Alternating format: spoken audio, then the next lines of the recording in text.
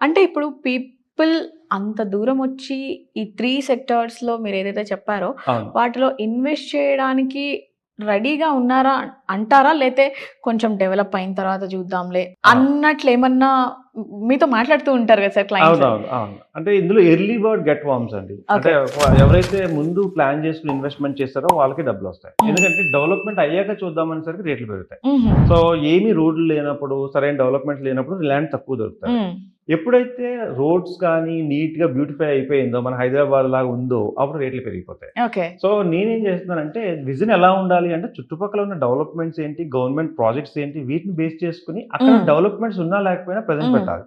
అంటే road connectivity ఉందా లేదా చూసుకోవాలి. బేసిక్ నీడ్స్ అన్నీ చూసుకొని ఇన్వెస్ట్‌మెంట్ చేయాలి. హ్మ్. హ్మ్. ఎందుకంటే ఎప్పుడైనా మీరు చెక్ చేసి చూడండి.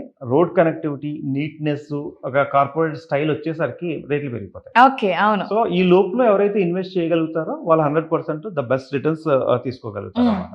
ఏ ఏరియాలో ఉన్నా, ఆ ఏరియా అనే కాదు. మేమెప్పుడు చెప్తూ ఉంటాము.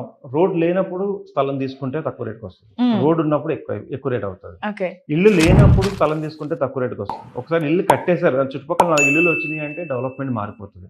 సో, కనెక్టివిటీ అటు ఇటుగా ఉన్నప్పుడు తీసుకోగలిగితే రేట్లు తక్కువొస్తాయి. Once okay. అన్నీ డెవలప్ అయిపోయిన తర్వాత తీసుకుంటే మాత్రం 100% మనం ఎక్కువ అమౌంట్ పే చేయాల్సొస్తది. సో, ఈ జీహెచ్ఎంసీ లిమిట్స్ ఏవైతే ఉన్నాయో సార్, అవును. వాటి ఎక్స్‌పాన్షన్ అనేది కరెక్ట్. సో, రియల్ ఎస్టేట్‌కి ఎలా హెల్ప్ అయిందంటారు? So, GHMC